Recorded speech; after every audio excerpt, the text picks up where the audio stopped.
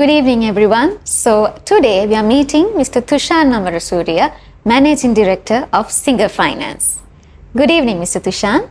Good evening. So to start off with, let's talk about your leadership philosophy.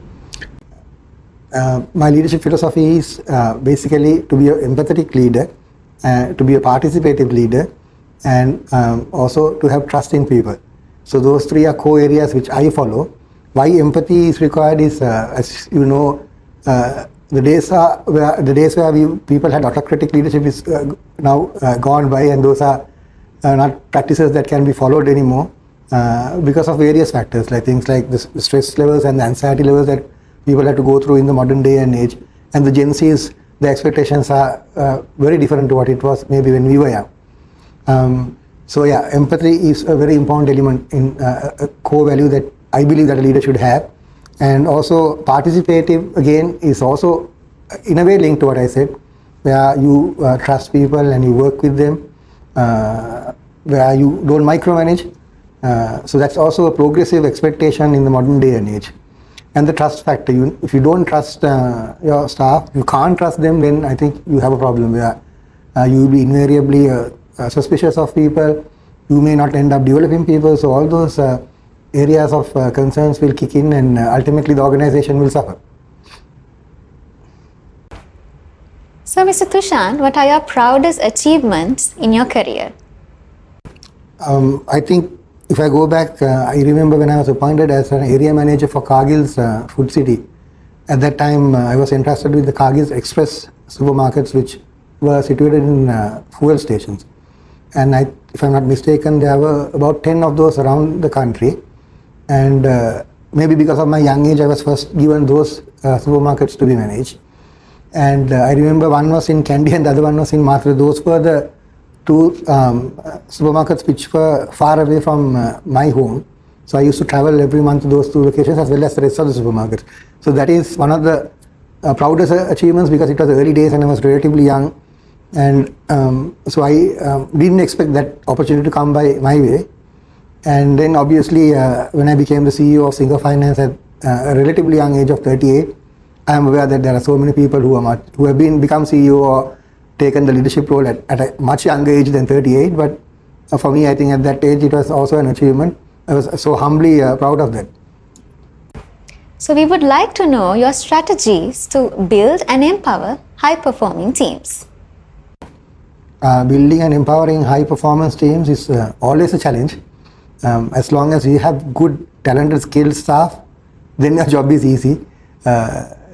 We need to develop when you don't have exactly the high skilled and the capable staff with you, but maybe they have the potential, but they have not reached that state. So then you need to really work on it and spend time with them, and also follow up the strategies and objectives that you have given them. So I like that word, high-powered teams. Yeah, because especially if you take this industry, certain things that you need to do takes a lot of skill and a lot of knowledge to achieve those particular tasks. For example, if you want to improve our digital journey,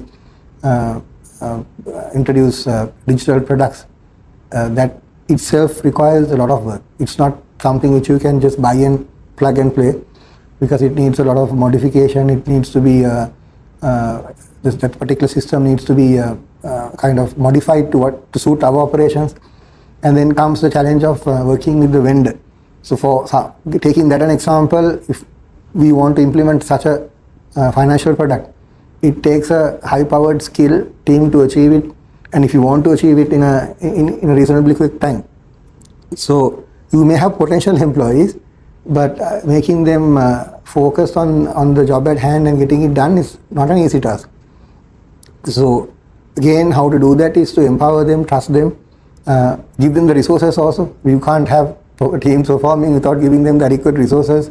When I say resources, the people and also the financial support, all that. So those are important elements in building a high-profile, high-performing team. Exactly, Mr. Thushan.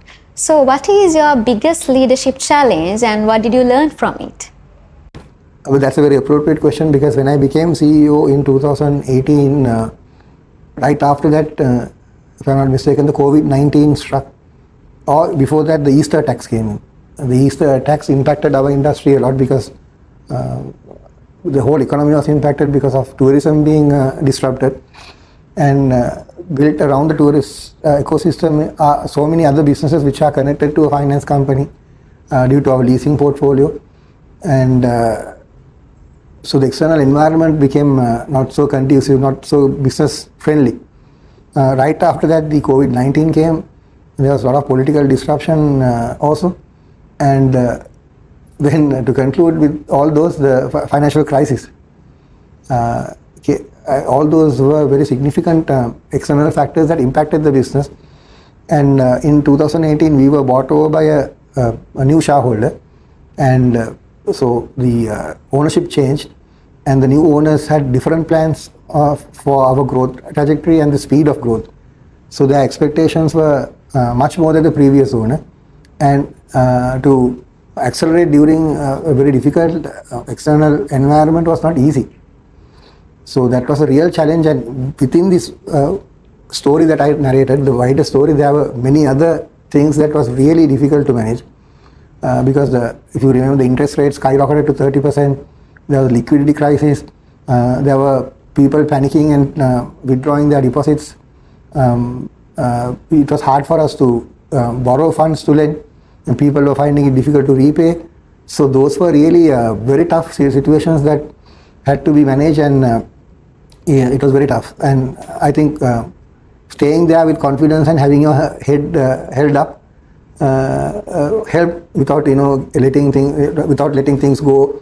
So sometimes you have to be emotionally intelligent enough to keep all those stress within you and not show your staff the worries that you go through. There have been countless times that I have done that. The circumstances forced me to do that. If I didn't adjust, then I would have perhaps become a very weak leader, and things would have gone really bad. Last but the most important question: what is your ultimate leadership lesson for future generations? That's a very interesting question. I always believe that you don't need to have a designation to be a leader. You can be a leader almost every day in your life. You will get opportunities to show your leadership skills almost on a daily basis. So I've seen some youngsters, they aspire to have designations. Yeah, I mean, it's also part and parcel of life, and people do aspire to get designations and leadership positions. But even without any of those, if you on a daily basis try to improve yourself, and through that improvement, if you try to contribute to the organization's success, those success factors or those designations and those promotions will automatically follow you, because you become a valued person in the organization. So when I say doing the correct things means being selfless, supportive of other people, collaborating with other teams, managing your ego, not allowing your ego to come in front of your work life, having patience with difficult situations. So all these are leadership traits that I am talking of. With all those qualities, if you are patient and you do the right thing on a daily basis, you will become a very good leader, because then you are automatically acquiring leadership skills. See, I said leaders are not born but made, but who is making a leader? Is it your boss or is it yourself? I believe it's mainly yourself, because whoever it is, if you are really lucky, if you have a boss who is a mentor and has more time to spend with you, it doesn't happen that way. Because sometimes your boss may not be sitting with you in the same environment, you will be handling your teams in a different environment. And it's only you who sees those situations, your teams, or even if you are working on your own. So you become a leader by acquiring experience and fine-tuning your skills through deep learning. Your self-reflection is very important. So for example, this morning I had to speak at one of our department's functions, and the way I behaved and the way I interacted, I reflect because I lost my temper at one point, and so when I come back, I reflect and I talk to myself and ask whether is that the way I interacted at that time, was it appropriate, or whether I should change, whether I should have not allowed that to happen. So if you just think that, okay, I got angry and I reacted in that way, that's the way to go, and just blind yourself, that is not progressive development in leadership. So perhaps even you can ask someone. I'm planning to ask someone in the evening whether what I did was right or wrong, and then you learn. Because the moment you stop learning, with the expectations of the people around you changing every day, that's the moment where you will fall back in your leadership journey. Thank you very much, Mr. Thushan, for your valuable insights and for your time.